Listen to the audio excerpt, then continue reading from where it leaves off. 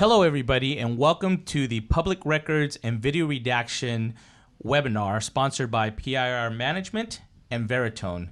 My name is Daniel Wong. I'm going to be your host and moderator for this webinar as we talk about legal and technical considerations with regards to public records and video redaction.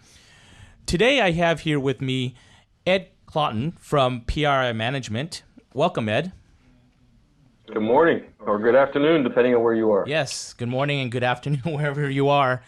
Ed, why don't you give us a quick background of PIR Management and a little bit of your background, please?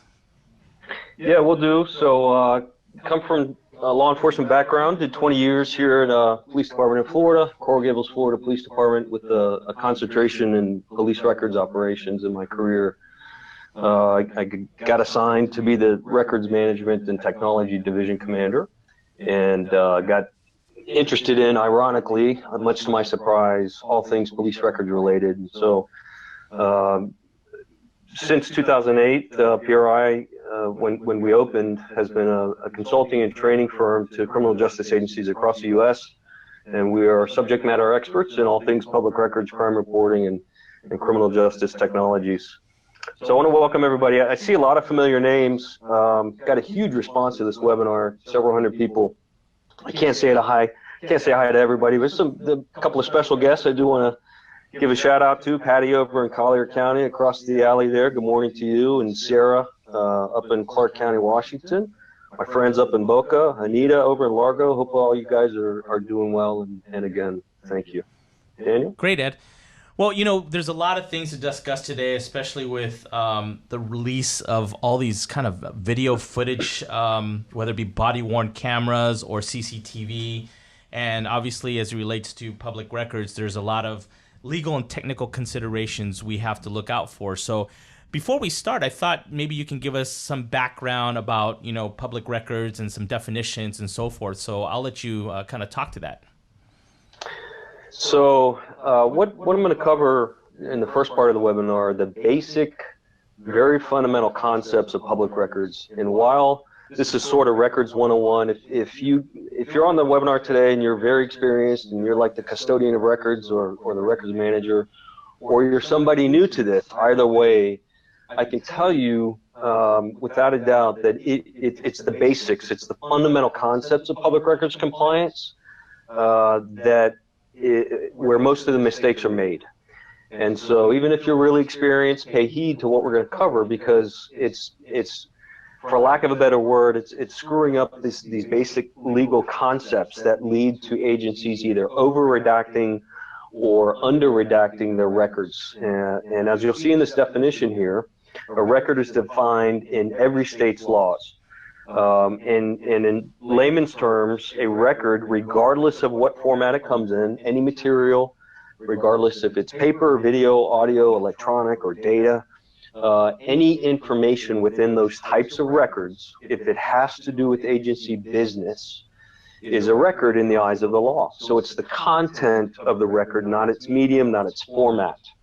And what becomes really important in this definition is the piece that talks about means of transmission, regardless of means of transmission. And so what that means, in just about every state that we have operated in as a company, we do training and consulting services right now in about 30 different states across the U.S. And we do all this legal research. And in our experience, the overwhelming majority of the states have clarified, either through state statutes or through court opinions or court case findings, that a record that is either created, sent, or received, even on someone's personally owned device, is subject to public records laws. So if you're sending emails, if you're reviewing video, if you're doing any kind of other business on your own cell phone or on your own laptop, you don't have this expectation of privacy when it has to do with government business. It is potentially subject to release based on what the state laws say about exemptions and items that are confidential. So that's the beginning part, right, is understanding that anything that has to do with agency business is considered a record. And then the question becomes what can or cannot be released, which we'll get into here next.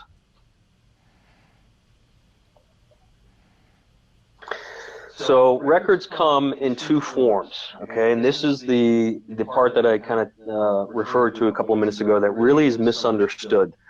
There's two types of information, okay? Any type of record, two types of information, again, documents or video, doesn't matter, that determine whether or not it can be released. So as you see on the screen, an exempt record are those which typically may, and the key word is may, be withheld from release. Another way of looking at this is that exempt records are those types of records where you have an option. So let me explain this to you, and this is where the misunderstanding comes in. Most states, the overwhelming majority of the states around the U.S., have language either in their state constitution itself, the highest law in any state, or in their state statutes that very clearly explain government records are available to the public. It's sort of the baseline. It's the starting point of any agency's law, any state's laws rather, when it comes to records. And the states say our records are public records. Okay. From that point, the legislatures have created exemptions to what's called mandatory disclosure. So if the the state constitution may say, for example, our records are public records, and the legislature comes in and has created laws that say there are certain things that are exempt from that mandatory disclosure.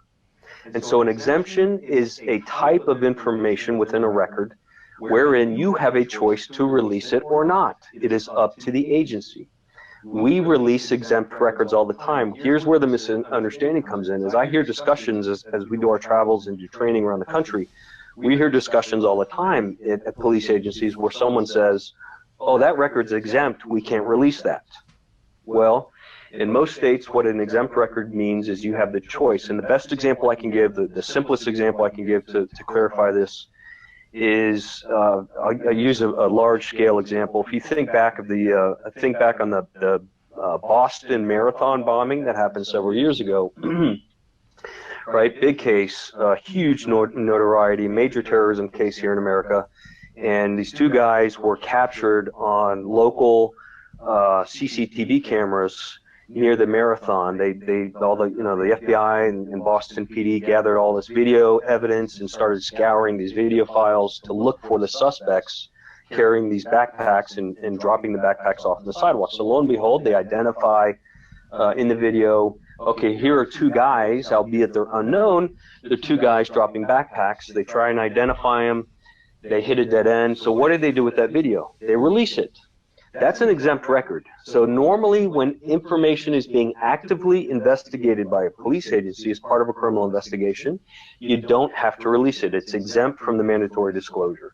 But if it is beneficial to the agency, if it's beneficial to the investigation, the law enforcement does it all the time, we release that information because it's going to, for whatever reason, it's going to bring in tips from the public. So that's a great example, right? We want to put the information out in hopes of furthering the investigation, but you don't have to. The next type of record is a confidential record. These are the things you have no choice. These are the things that must be withheld from the public, except only to persons or entities that are listed in the particular statute. So the most common example there is Social Security numbers, right? You don't have a choice with those. Social Security numbers are confidential. We don't release them. Another example, in many states, juvenile records are considered confidential, except to, for example, other law enforcement agencies, your prosecutor's office, your court, your juvenile justice authorities in your local jurisdiction or at the state level. The statutes typically will spell out what entities can see those confidential records, but you don't have a choice. Only certain people can see them. So just to recap, understand that because something is labeled as exempt doesn't mean you cannot give it out. Now, one further point here on the slide, when it comes to exempt records, some states have language that don't include things that are called exempt. Some states don't have that language, quote unquote, exempt in their statutes. They're called a balancing test in some states. So for just off the top of my head, Wisconsin, I was in Wisconsin a couple of weeks ago, is one good example. They have a balancing test where instead of this exemption language in the laws, they say the agencies must conduct a balancing test and determine whether or not something can be given out based on balancing the right to privacy regarding that particular record and the people that are listed in that record against the general public's right to know that information. So it's the same concept. Some states call it a balancing test. Some states call it exempt. Thanks, Ed. Let's talk about proactive and reactive release. So thanks to exemptions, or thanks to the balancing test, you are not prohibited from proactively releasing information. And as I said with the Boston Marathon video, they took an active criminal investigative record, a bombing, right, a major case that was being investigated, and decided to release that information out to the public through press releases and what have you. We do it all the time.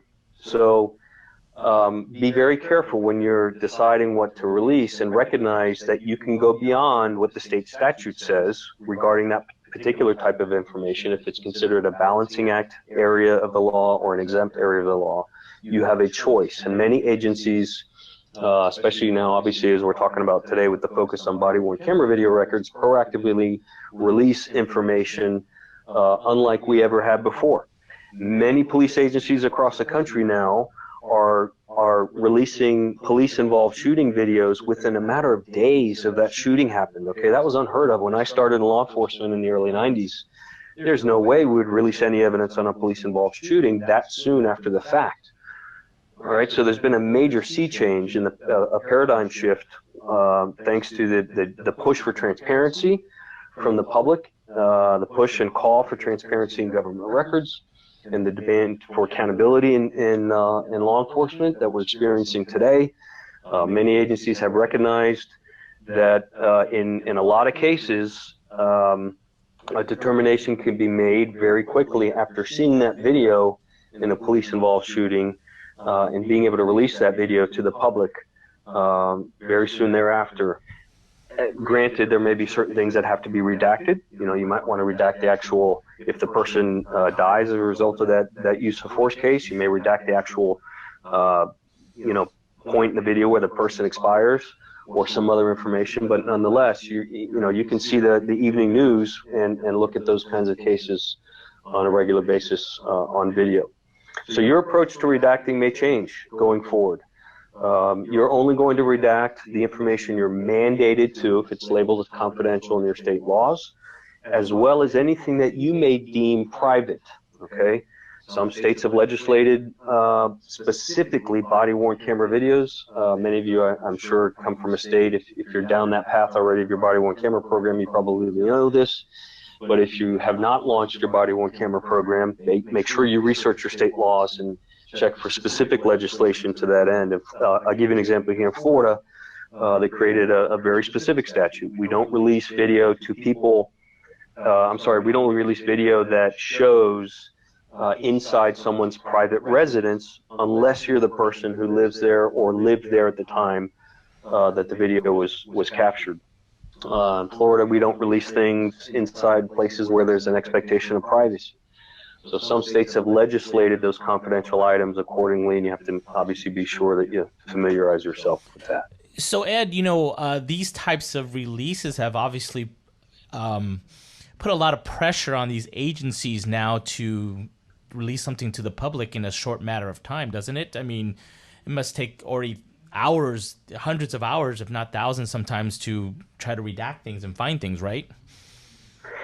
Yeah, ordinarily, up until now, until some of the technology that's out there, including what we're going to review today, certainly, obviously, with Veritone, I personally, in our firm, PRI, has tested and worked with just about every video redaction platform out there, from the free stuff, Adobe Premiere, to the Camtasia and all the other stuff that's free, as well as some of the other platforms that come built in with the body-worn camera systems.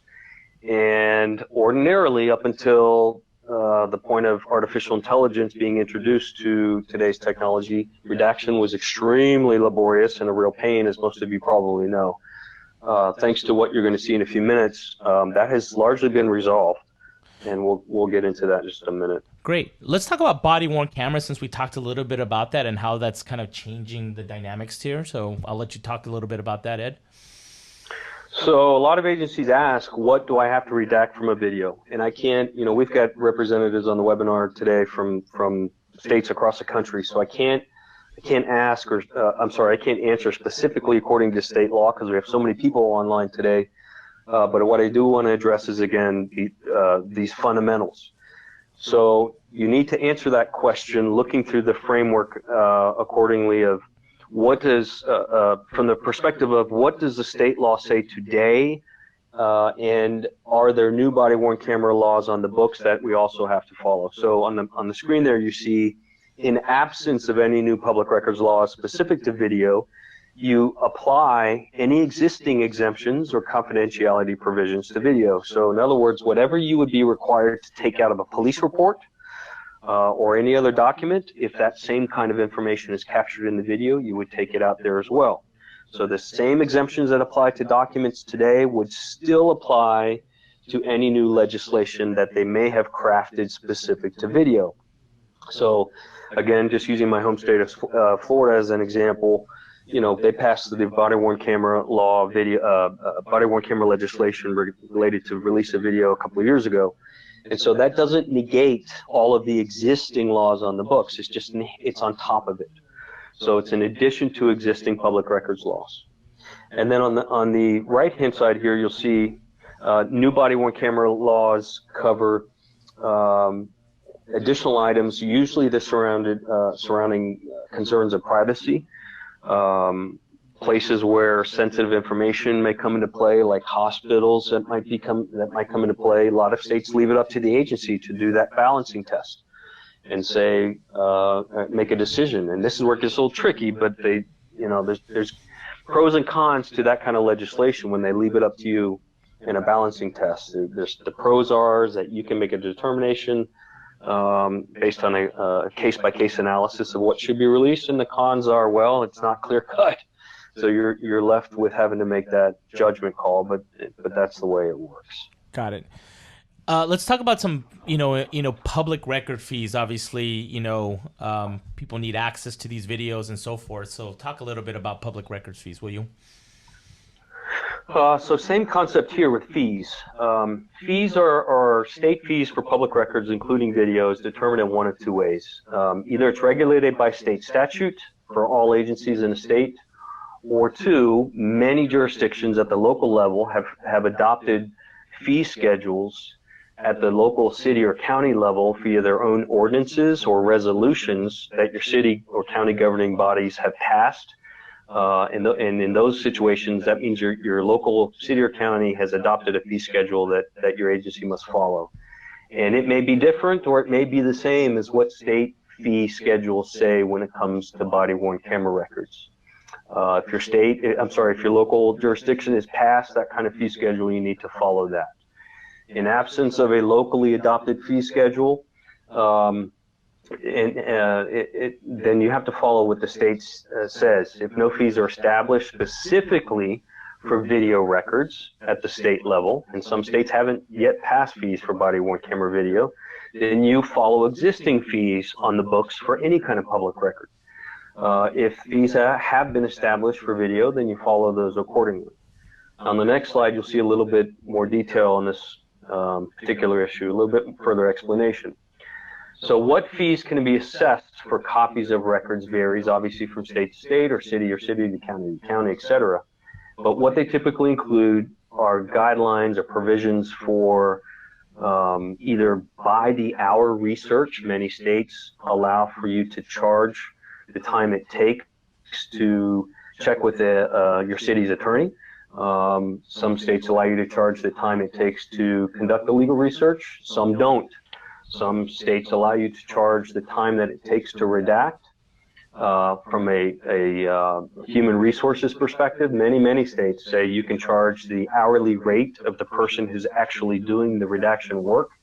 And other states, Florida included, Florida is one of them, where you can charge, the agency can charge the fee that the agency has to pay for the technology that they're using. So in almost all circumstances and all locations that we've been, either way, you are typically allowed to pass off any costs that you encumber to the requesting party, to that citizen that's asking for the record, but it's just something you want to research very carefully.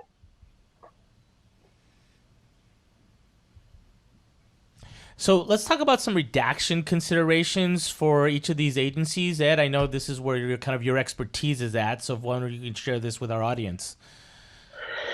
So if you haven't launched a body-worn camera program or an official, what we're going to call a digital media unit at your agency, that's the route you want to go.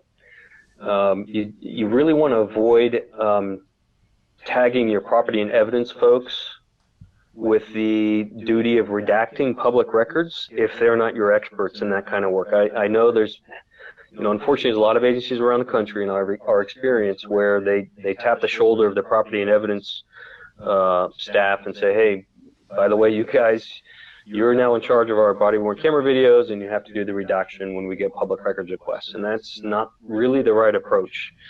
Now, perhaps you come from an agency where the property and evidence folks are also the records folks. Maybe it is appropriate, but you need to really look closely at that decision. So here's how you do that. There's three things to look at: resources, what resources you have as an agency, training, and technology. Okay, from a resource perspective, when you talk about launching a digital media unit, which is really what you need today in 2019, you've got video coming in from dash cameras, you've got video coming in from CCTV, you've got video coming in from artificial intelligence facial recognition systems, and certainly video coming in from body-worn camera systems. So that requires business process or strategic planning and drafting policy that addresses current workflows, workflow approvals, quality control procedures, auditing. Once those kinds of back office things are established, then we have to provide training. This is another big failure that we see. Training doesn't just mean going to public records training once and you'd be done with it. It's making sure that your staff stays on top of all the annual changes. And just about every state now has major changes coming out almost on an annual basis to their public records law. So it's regular public records training, regular review of legislative changes, and regular review of court and attorney general opinions. Those come out all the time. So that's why you need this digital media unit with somebody who's sort of the subject matter expert and a go-to person for staying on top of the legislation and redaction requirements. And then the last piece is technology. I definitely encourage you to stay away from the freeware. The Adobe software program is extremely cumbersome, doesn't include audit trails, and does not include AI, doesn't include all the things that you need today, doesn't allow you to maintain a chain of custody issues and things like that. Whereas what you do need is a system that includes reliable tracking. Some of you that have body-worn camera applications which come with embedded redaction tools know, I'm sure you know, that the tracking feature where the software is supposed to track the face can leave a lot to be desired. You also want a system that includes a transcription feature, a system that can hear the audio and type out a transcription of what's being said for you in that audio. Instead of having to listen to the whole thing, imagine the software being able to actually type what's being on its own, right? I'm talking about the software being able to type out what the people are saying in that video and give you a written transcription in real time, and then have the ability, this is really amazing technology through AI, the ability for the records person or whoever's doing the redacting to type in a keyword into the redaction application and have the system take you to the point in the video where that word was said. So if I want to look at all places in a video where the name Jenny was mentioned, I can type in Jenny and I can tell it redact all that out with the click of a button, or I can say take me to all points in the video where Jenny was said, click a button, and it takes you there. That is super advanced technology. It's what you're going to see here in a couple minutes. At the risk of sounding like a salesman, let me tell you this. Let me put my law enforcement hat on here for just a second.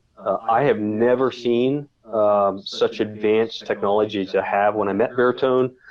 This is the first time in our 10-year history of a company, as a company, PRI, the first time that we have actually partnered with the company.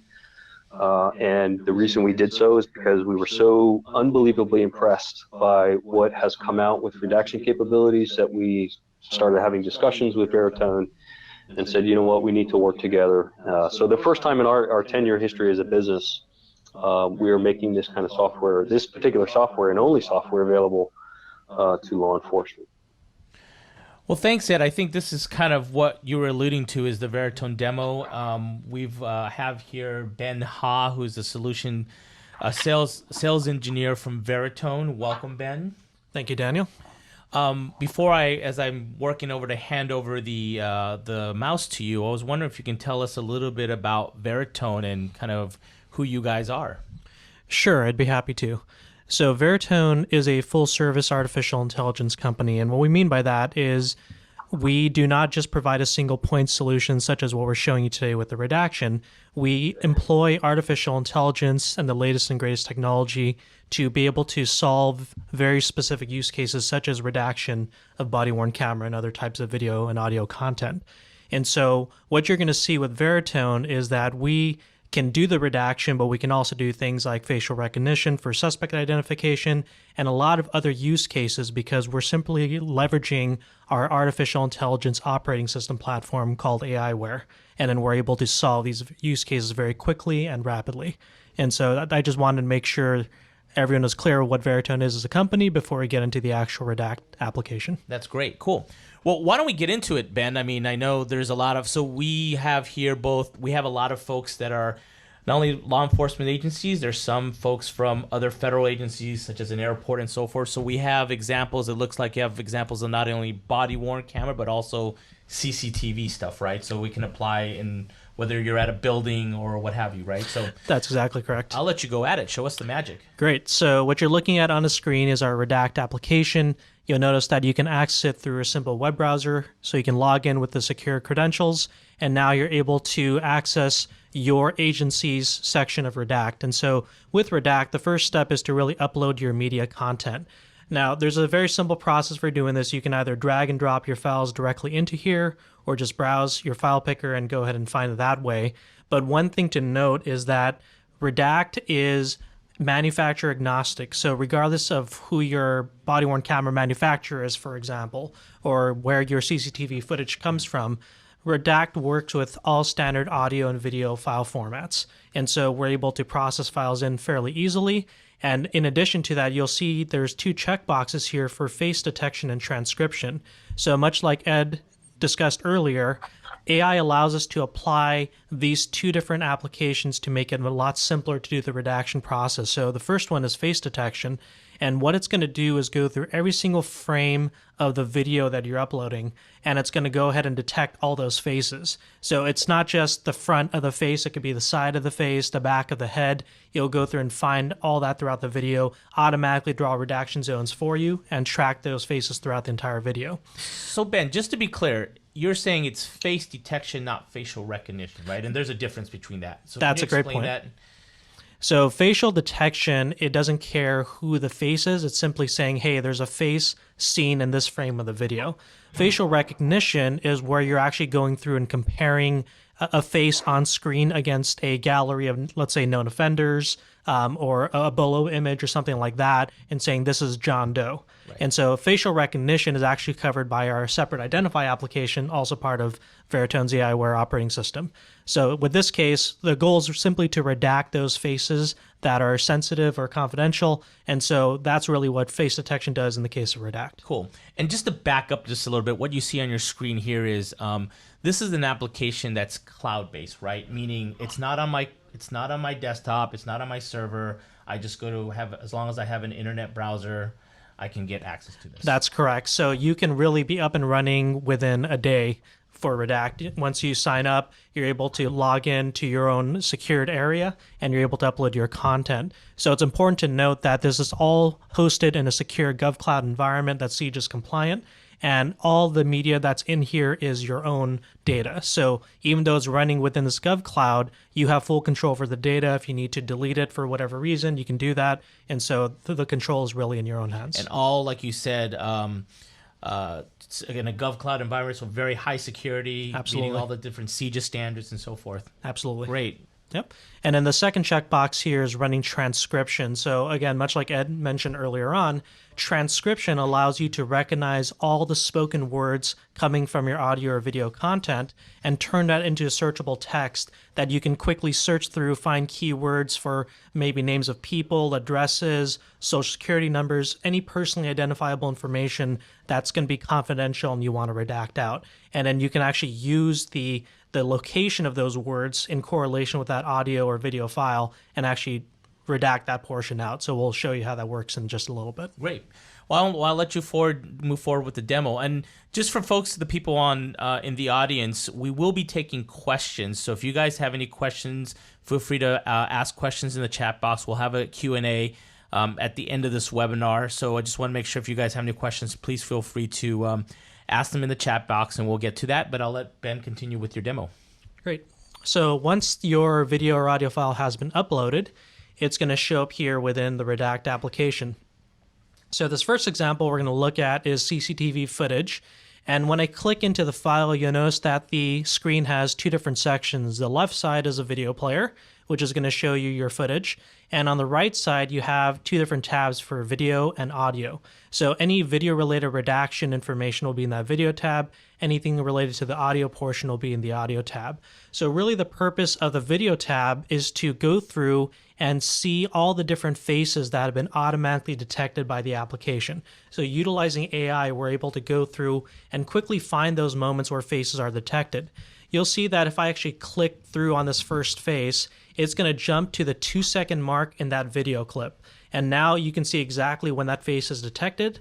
And if I want to redact that face, all I have to do is check the box, and you'll see there's a green box that now covers over that person's face. So that's going to be a redaction region that I can simply say, yep, this is a face I want to go ahead and redact, and let's check the next face. And so I can quickly go through these thumbnails, which really just group all the individually recognized faces, and now we're able to go through and select them and redact them accordingly. So Ben, once you click that first face, does that follow it all the way through the video? It does.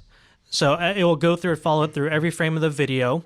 The other thing you can do beyond just the automatically detected faces is you can actually create what's called a user-defined region.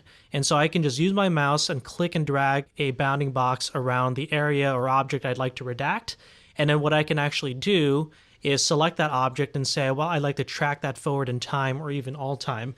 And so for that object I've selected, it's going to go throughout the entire video, every frame again, and it's going to continue to track that object throughout the video as long as it doesn't leave the camera's point of view. Cool. So like, for instance, there's some sensitive information on that monitor, like Yep. a social security number like Ed provided, or some Yep. other face in there we want to redact, we can absolutely do that. Exactly. So while the built-in option for face detection is great, oftentimes you'd also want to redact the license plate. Maybe there's a document being shown on the screen, a mobile data terminal within the patrol vehicle. So there's a number of different cases where you'd like to redact that. And so user-defined regions give you that flexibility. Great. Now, what am I seeing down here in the lower bottom left-hand side? It looks like a timeline and so forth. Can you tell the audience what that is about? Yeah, I'd be happy to. So what you're seeing over here is a timeline that correlates to where you are in the video. And so the green regions down in the middle relate to the automatically detected faces throughout the video. So as I check or uncheck, you'll see that the green sections turn off and on. And so that just correlates visually where that is in the overall video file. And with yellow regions, these correlate to the user-defined regions that I draw myself. And so you'll see those turn on and off. There's also an orange section which applies to audio redaction, which we haven't done yet. We'll show an example of that in a second, but that's really what it is as a visual representation. So similar to what you may have seen in other video editing applications, I do have the ability to zoom in on that timeline. So if I want to get very detailed and jump to that exact moment, I can go ahead and do that with a very simple scroll of the mouse. Great. Okay. So once you're done going through this process, you can start previewing the results. And so one of the neat features in Redact is the ability to change this preview mode from just this outline that you're seeing into a black fill. So if you wanted to just make it really clear that, hey, there's a redaction here for preview and quality control purposes, I can go ahead and change that mode. And then what I can also do is change the playback speed from maybe 1x to 4x for example. And so that's going to let me go through the video much more quickly than just watching every single second. And so I can just quickly play back the video, and I can see how it's tracking the heads and also any objects that I've set throughout the process. Now, can you change the black boxes that you have, the user-defined regions, and the black? If I don't want it black, I want it transparent. Can you do that? Absolutely. So just to know, what I was showing you was a preview mode. So really just for quality control purposes, the black fill makes it really easy to see whether or not you may have missed a redaction region. But when you're actually doing the redaction itself to that final video, under the settings, you do have the ability to customize that. So by default, what it will do is a blur, and you can actually set the blur level from 1 through 10, 1 being the lightest blur, 10 being the darkest. You can also change this to a complete black fill. So in some cases, you might be seeing something that's very sensitive. Maybe it's the inside of a private residence, for example, that you would need to black fill the entire frame. You can go ahead and do that, for example. And then for the audio side of redaction, you can also choose between a mute or a tone. And so those are two different ways of doing the audio redaction. Got it. Okay. So once you're done going through the process, you've done your quality review, now what I can do is hit the redact file button. So what that's going to do is apply all the checked redactions on this right side, including my user-defined regions. It's going to apply that and produce a completely redacted file. So let me go ahead and skip forward to that. So this is going to be the resulting file, and what you're going to see over here is in my redacted files tab, I have the ability now to preview that resulting redaction. Now there's no audio here because this is a CCTV footage, right? So that is correct. So we'll show you an audio example in just a second. So if you actually look at that, this is actually kind of a medium blur, so you do have the ability to go lighter or darker from that, but that's an example of what that redacted video is going to look like. And so when it downloads, what kind of file format do I get as a download? Great question. So if it's an audio file, it'll be an MP3 format. If it's a video file, it'll be MP4. And when you download the file, it's important to note it's not just the resulting audio or video file. It's actually going to be paired with a comma delimited CSV file. And what that does is it serves as an audit trail or a chain of custody that shows every single action the user has taken from the moment the video or audio file was uploaded into Redact, every single action they'd drawn, like a user-defined region, date and time that occurred, every user that was involved. So all of that's going to be captured within that chain of custody. Right, file. the audit file is very key, especially Absolutely. if you're going to take this to court or anything that no one's messing with the evidence, right? Exactly. So, very cool. So now what I like to do is take a look at a video and audio redaction example. So now we're going to look at some body-worn camera footage. And so just like we saw earlier on with the other CCTV footage example, we do have our video redaction, which we can run automatically face detection, user-defined regions, etc. But what I really want to focus in on today is the audio tab. And so what this audio is going to do is it's going to transcribe every spoken word, as we talked about earlier. And what's nice about this is every single word is time correlated. So not only can I just quickly skim through the transcript to find out what this conversation is about, but I can actually click on any word and I can jump right to that moment in the video. So here's where they're talking about insurance, for example. Driver's license insurance, please. 37. Where are you headed to tonight? 2735. Okay. So you'll see that as it plays back, it's actually not only jumping to that part of the video, but it's highlighting karaoke style, if you will, all those words as it's going throughout the transcript. So it makes it really easy to just focus in on one part of the video, hear what it's about, and say, yep, that's an area I definitely need to redact out from the audio. And so what I can do now is I can use my search bar to search. So for example, I might search on the word insurance, and when I do that, you'll see there's 4 different hits found.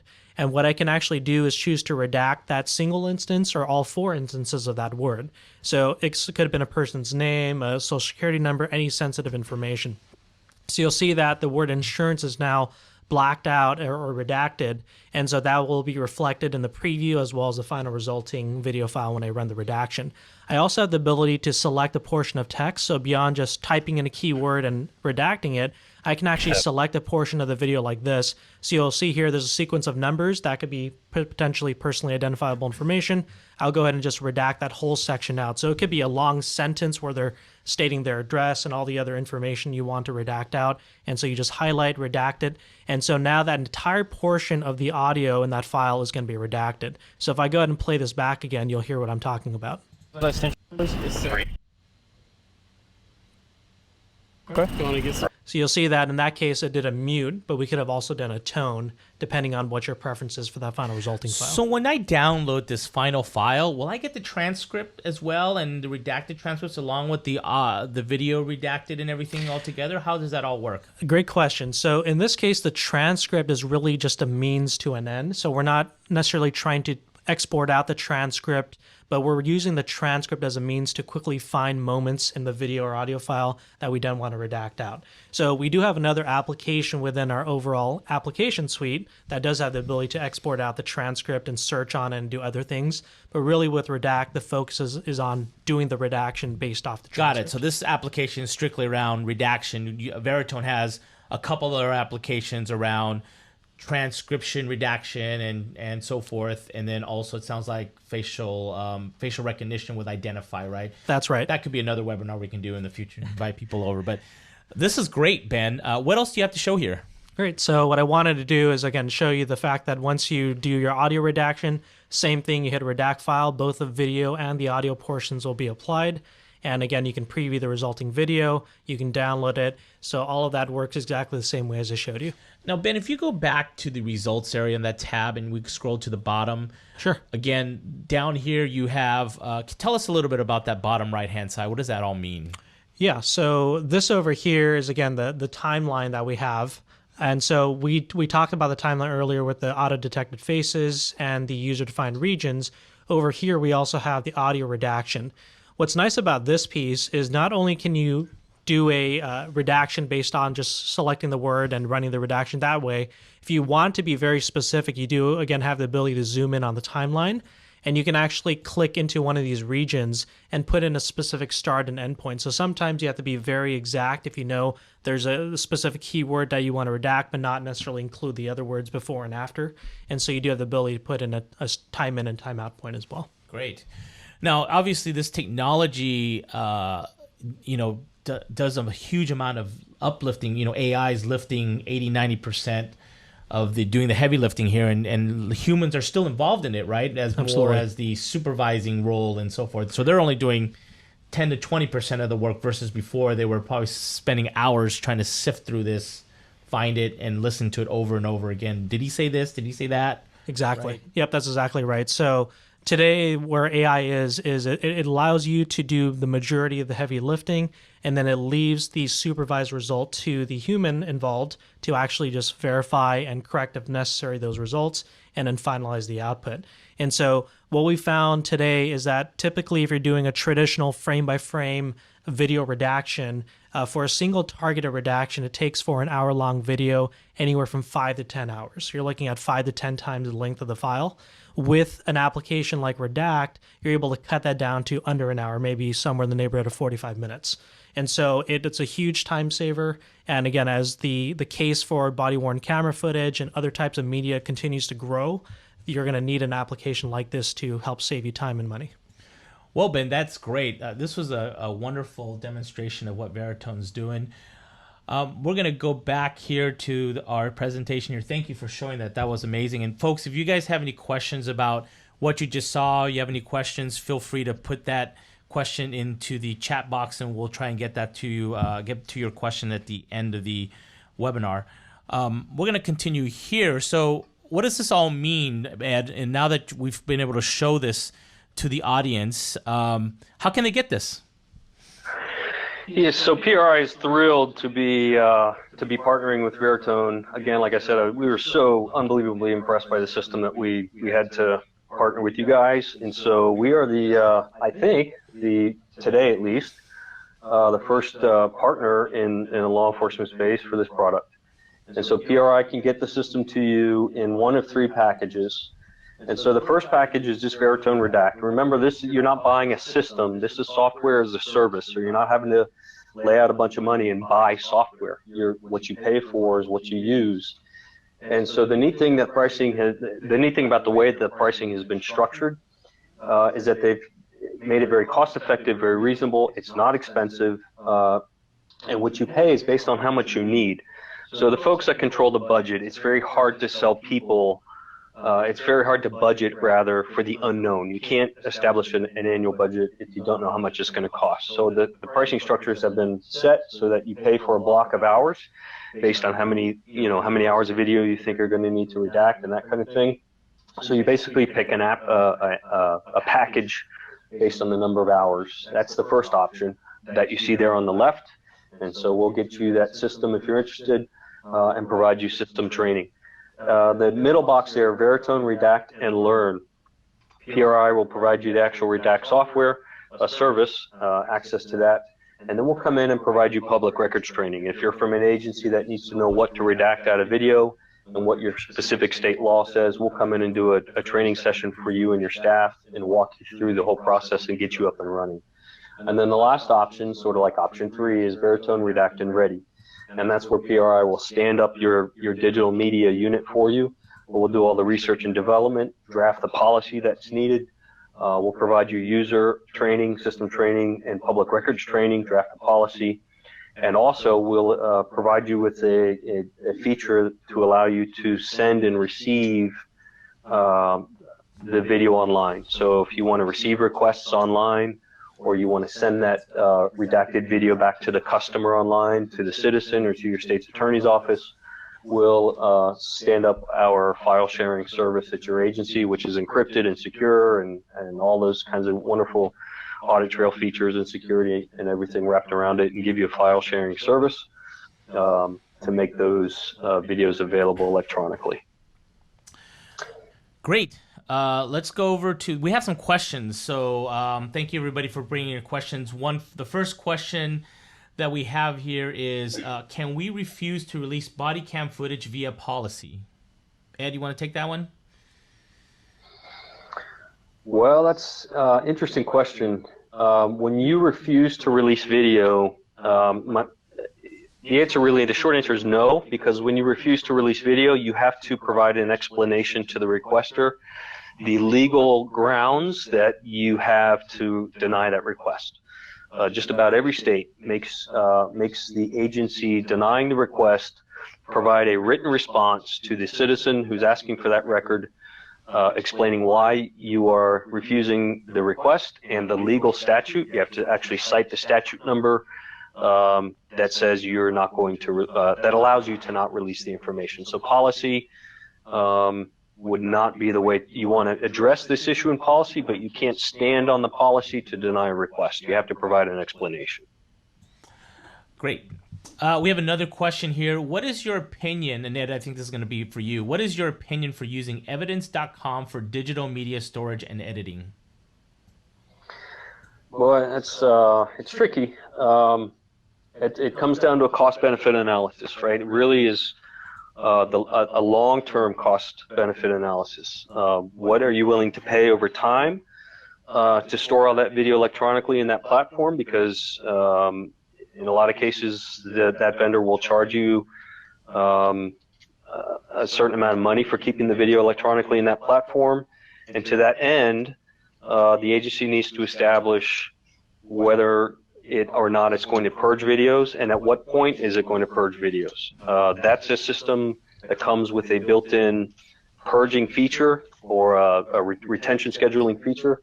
But the risk with setting up a system to automatically delete video is high, because often the officers will improperly tag the video under a wrong classification or a wrong case number and thus set a wrong retention period. Another risk is sometimes cases that you may think could be purged suddenly need to be retained because the guy gets caught and there's an arrest made 2 or 3 months down the road, and now it becomes part of a case. And if it's a major felony, you have to keep that video for a long time. And if it's a capital or life felony, now you have to keep it permanently.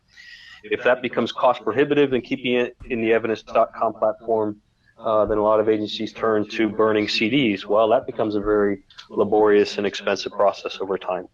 So you have to do a cost-benefit analysis. That's the best answer I can provide you on that one. Great, thanks. The next question we have is, do transcription services work only in English? This one agency obviously is a border town. of Mexico and maybe California, Texas, or Arizona, but a border town nonetheless. And lots of the interactions are in Spanish. Ben, you want to answer that one? Sure. So that is a great question, one that comes up quite a bit, actually. So by default, the Redact application will do English transcription. But what's great about Veritone and the aiWare platform is that we're not limited to just a single cognitive engine, such as one language. We can add in Spanish and other different native languages for transcription. And so that is something that we could potentially do as an option for that particular customer. Great. Another question someone asks is, does it detect faces in photographs, like on a wall or something like that? It will depend. So what it does is when we say it's face detection, what it actually is doing is head detection.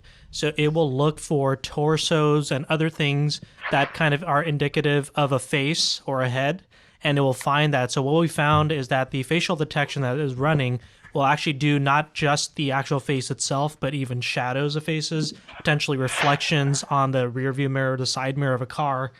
So even in a photograph, it should also detect that as well. Way cool. Another question here is, and speaking of being able to delete our data on the cloud, is the system set up to be purged or retained? Or is it purge or retention friendly, i.e. the ability to set auto delete dates, etc.? Great question. So right now, it doesn't have any sort of automatic retention or deletion schedules. But to Ed's point, you may not necessarily want to automate that because there could be clerical errors and other things that happen. Mm-hmm. And so what will happen is that data will be stored indefinitely until an authorized user will log into Redact and delete the media. Great. There's another question here. Does it continue to track, or even if something cuts in front of the face? So if you have someone cuts in front of you, can they track that face? It will depend. So we have seen cases where if it's a large enough object that obscures that face, it will go through and potentially break that, but it should pick it back up if it's an automatically detected face. For the user-defined region where you can create your own box, as long as that object doesn't leave the camera's frame of view, it should continue to detect. But if it's, let's say it's a body-worn camera footage, right? So we know it's a very dynamic, fast-moving environment. Maybe another person comes right in front of the officer and it blocks the whole thing. That could potentially break the tracking, but in that case, it's a simple matter of just drawing another region and tracking it again. Right. So the human's still involved, but at least he's supervising and double checking that it does happen. Yeah, the big point there is you're not going frame by frame, right? You might have to draw one region and say, go ahead and track that, right, but you're not going frame by frame, which really is laborious. I mean, at the end of the day, we know AI is not 100% perfect. That's right. That's why there's still human interaction, but I think the point here is it does 80-90% of the heavy lift, right? Absolutely. And it saves time, it saves money, and so forth, right? Yep. Great. There's another question here, Ben, for you. Is there a white paper or documentation that shows Veritone meets all CJIS compliance in rest and at rest? That's a great question. So there is documentation. It's not necessarily in a published white paper format that I'm aware of, but there is documentation. So part of Veritone overall is not only is the application just based on where it's hosted in the GovCloud, that in itself makes it CJIS compliant in a lot of aspects, not to mention chain of custody files and other features that have been built into the application. But Veritone itself is also, it's under FedRAMP certification. So there's a lot of other things that go into that process. So Veritone as an organization and also within an application such as Redact definitely meet the CJIS compliance. Okay.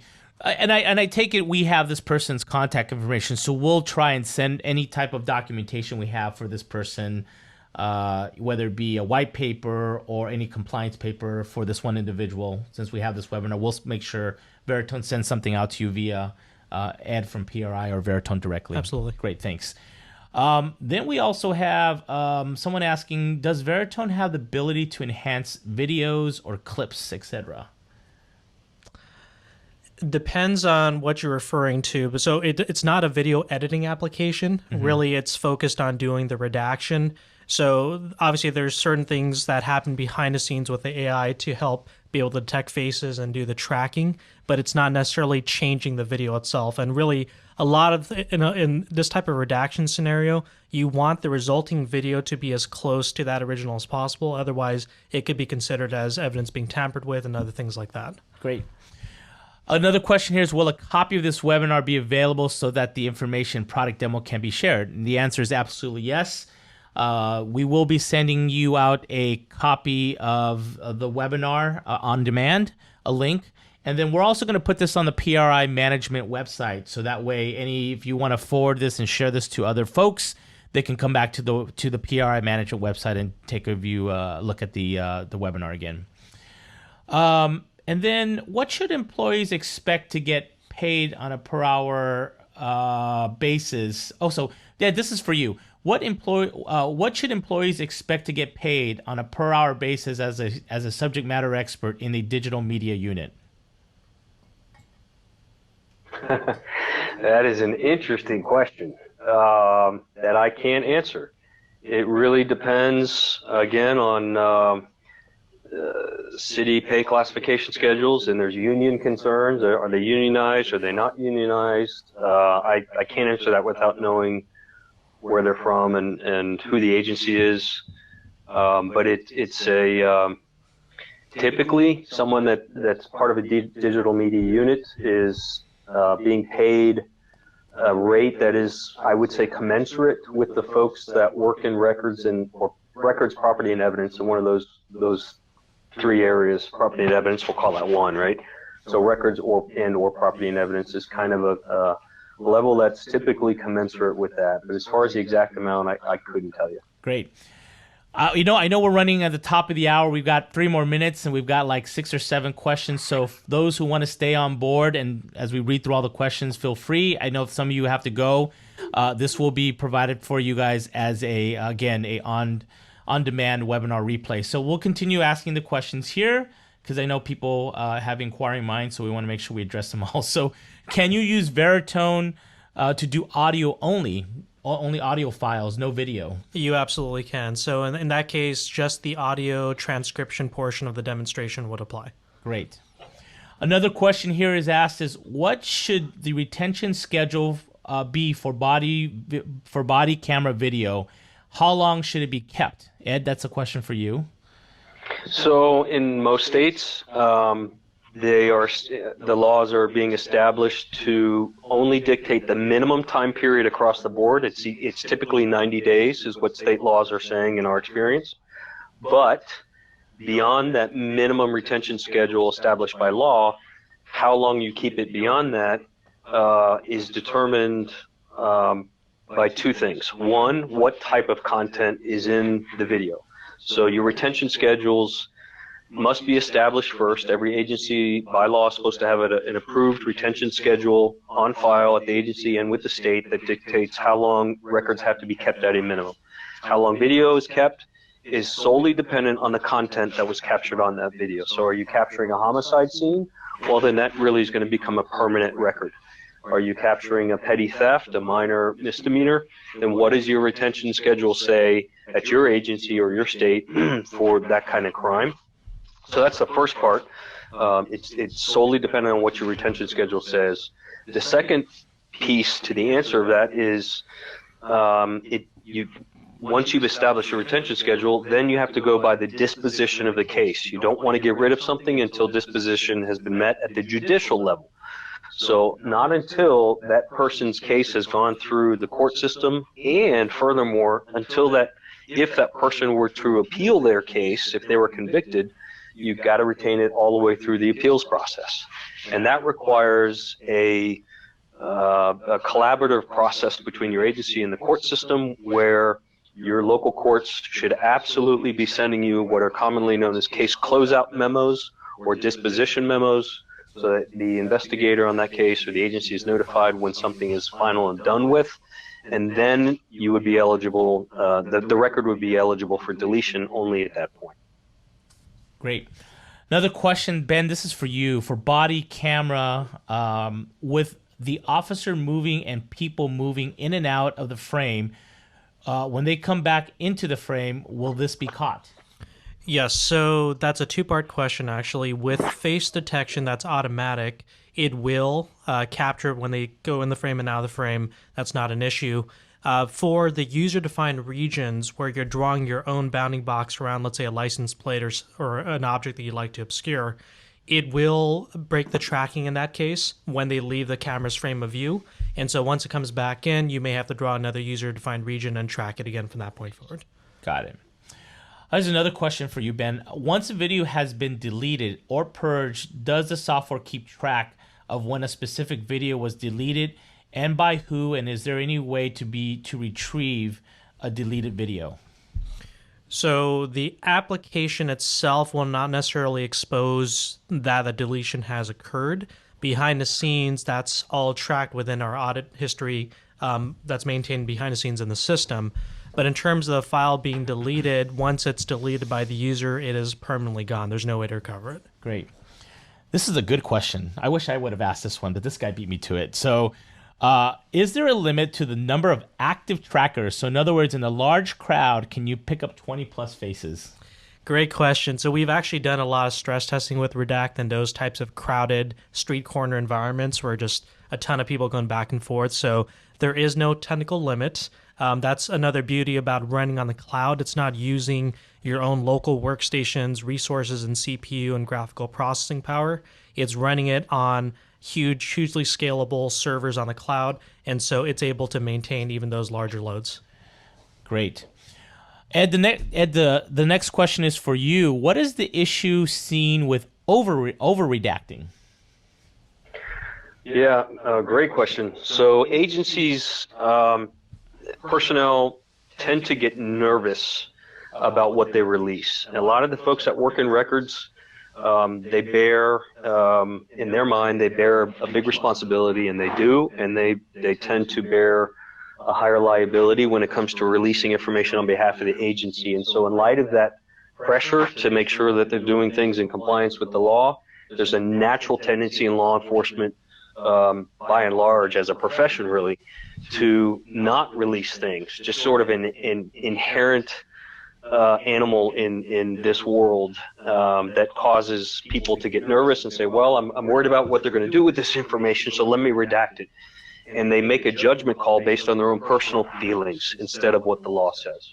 And so that has absolutely at all cost has to be avoided. It's an issue that people have to be trained on. They have to understand you strictly follow what the law says. You cannot be worried about what somebody may do with that information, with one exception. If the agency can articulate that by releasing the information, there could be physical harm, like to a victim or to a witness, and it may put somebody's life or property in danger by releasing the record. Many states have laws allowing you to apply that thought process as long as it can be articulated and withhold the information. So it's just an area we have to be careful.